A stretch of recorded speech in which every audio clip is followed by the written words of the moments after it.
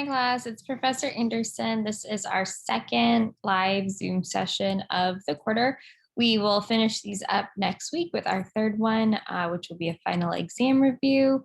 And today, I don't think it'll take too long unless there are a bunch of questions, but I wanted to focus on the research paper you guys are working on this week. Let's see, let me look at my list of things I want to talk about. I am exhausted.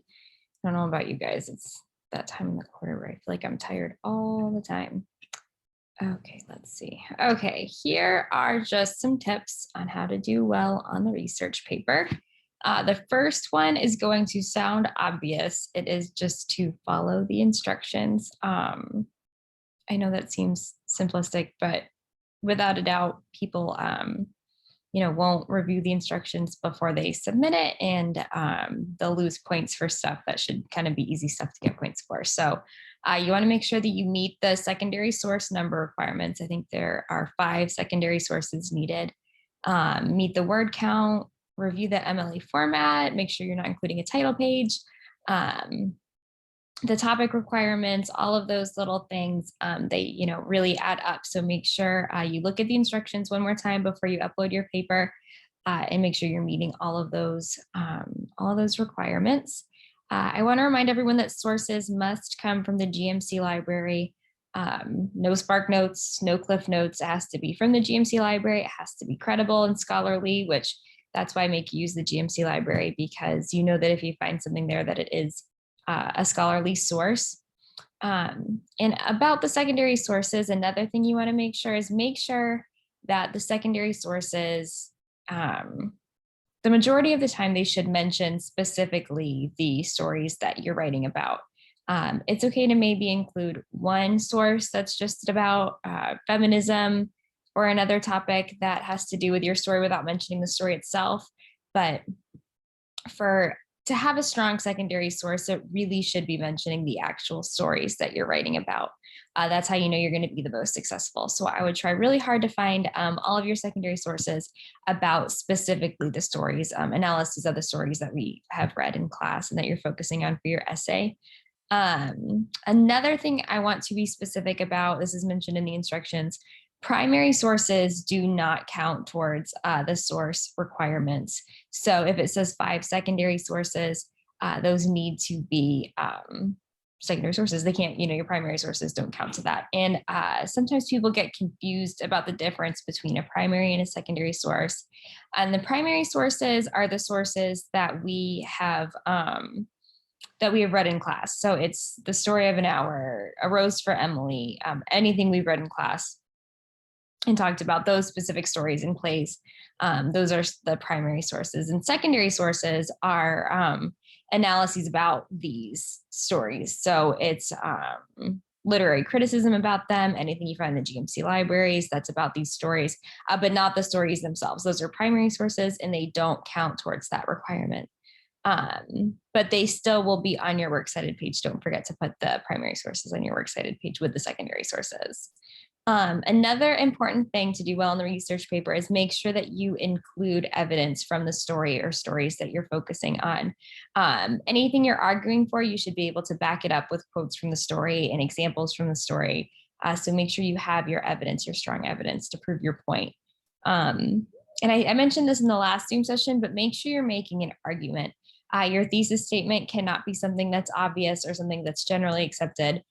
So your thesis statement cannot be William Faulkner was a Southern Gothic writer, because that is known, it's accepted, everyone knows that, you can't argue that. So that's not proving anything by making your paper about that. So you have to be proving something. There has to be an argument, there has to be a persuasion of some sort. And then also you want to make sure that your sources are relevant. This kind of goes back to making sure your sources mention the story specifically. And if you can find a source that includes the opposing viewpoint, that is spectacular, because like I said, you're making an argument. So you want to also include the opposing viewpoint and disprove it, because that'll strengthen your argument. So it's not really strong enough to just state your argument, write about that. You want to show the other side of it and show why that is wrong and why, your point is the right one. Let's see, another tip to do well on the research paper is you want to stick to around 20% quotes. And that's something that you can see on your Turnitin similarity rating. It should always be sort of around 20%, because then you know that you have sufficient evidence from the story in that 20%. Just make sure that you're citing that 20% from your similarity rating. Another thing is you want to make sure that you're analyzing the story. You don't want to summarize it. In academic writing, you can always assume that the person who is reading your paper has also read the story. So if you're writing about A Rose for Emily, you don't need to start by summarizing what happens in it, because you can just assume that whoever's reading your paper has already read it. And it's much better to devote that word count to analysis anyway. So no summaries in your research paper. Another question that I get asked a lot is, can I change my topic last minute? And you totally can. If you submitted a topic in the skill building activity, and when you go to find sources, you're just not finding the sources, or you just want to go in a different direction, you totally can change your topic. The only thing I suggest is emailing me your new topic, just to make sure you're on the right track before you go ahead and write your whole paper about it. So email me if you change your topic, but you can, even sort of up until the last minute, I don't mind if you change your topic. Another thing is don't plagiarize other people, but don't plagiarize yourself. If you are writing about a story that you've already written a response paper about, that's okay, as long as you're putting a unique spin on it or including another story and it's kind of completely different material. Another thing about Turnitin is it will pick up if you're copying work that you previously submitted, and it is possible to plagiarize yourself. So don't include any part of your response papers in your research paper, because Turnitin will pick up on that as plagiarism. Another thing about Turnitin is it will let you resubmit. So if you submit your paper and you realize that you didn't cite something correctly, or the paraphrase isn't in enough of your own words, you can totally fix that and resubmit it to Turnitin. The only thing is it'll let you resubmit it one time, and then after that, it will give you 24 hours before it'll show the similarity rating. So the first time you resubmit, it'll give you the similarity rating at a normal time, but if you do it again, it'll make you wait 24 hours. So just keep that in mind if you're resubmitting your paper to Turnitin. And for the secondary sources, a lot of people ask me which databases are the best for finding secondary sources. And those are definitely, in my opinion anyway, Literary Reference Center, Literary Resource Center, and Academic Search Complete. Those are going to give you your best chance of finding great sources about these stories. And try a bunch of different keywords, try everything you can to find sources that directly relate to your argument and the stories. And if you are stuck and you're not finding great sources about your topic, go ahead and email me, and we can just kind of work together and see if we can figure something out. We've gone over the difference between primary and secondary sources, but make sure you're putting both on your works cited page. Both kind of need that credit at the end. And another thing is, I would say probably the biggest way to hurt your grade on the research paper is to have sources in your works cited that don't show up in the content of your paper and in text citations. So if you're including a source on the works cited page, that means you're using information from it in your paper. So there obviously need to be citations for that. So if you have it in the works cited page and I can't find it anywhere in the content of the paper, then it just looks like it's plagiarism, because you're using the article, you're using ideas from it, but the in-text citations aren't there. So make sure that if there is a source in your works cited page, that it has an in-text citation anywhere in the content of the paper where you use that source. Okay, and before we stop for questions, I want to talk a little bit more about literary theories.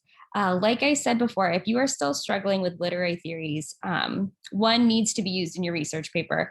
And that's actually a point that I want to make. Literary theories are something that we use as readers. It's not something that the authors use in their stories. So in your research paper, you wouldn't say that William Faulkner uses the psychological literary theory in A Rose for Emily, because it's not something he uses. It's something that we use as readers to understand the story in a deeper way. So you'll want to use one of those in your research paper for your topic.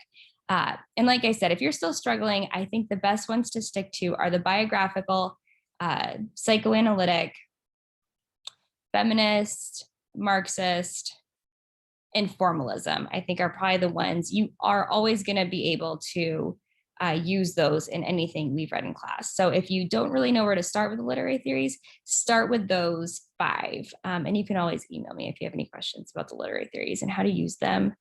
I think that is everything I wanted to mention. So I will stop for questions for a second. If anyone has any questions, they can just chime in.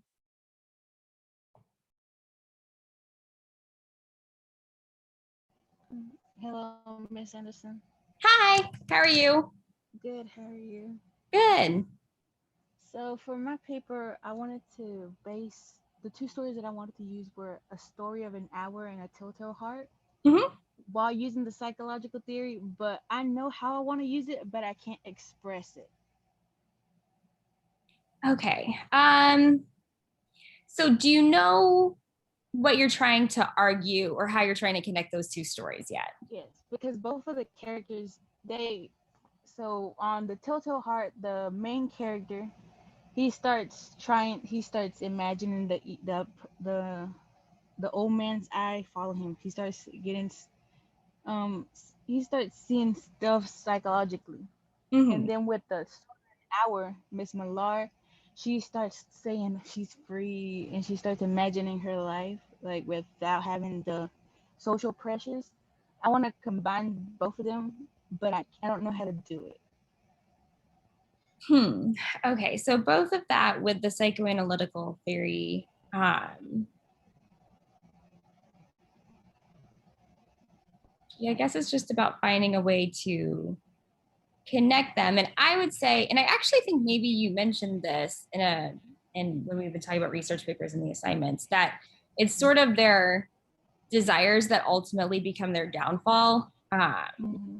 In the Telltale Heart, the guy, he ends up his actions and what happens sort of lead to kind of ruining his life. And then with the story of an hour, her desires, the desire for freedom and to be out of that marriage ultimately kills her. So I think maybe the connection there and what you could argue for is that, in both of these stories, um, their maybe their motivations and psychologically what their mind tells them to do or along those lines ultimately leads to the character's downfall. And I think that is probably what they have in common. So I think that would be an argument that you'd be able to find sources for and have enough to write about for your research paper. Does that make sense?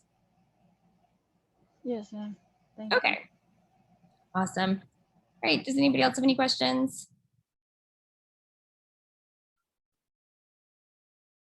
Okay, well, in that case, I guess I will go ahead and end the session and put the recording up on the class page. But yeah, thanks for joining, and I'll see y'all later.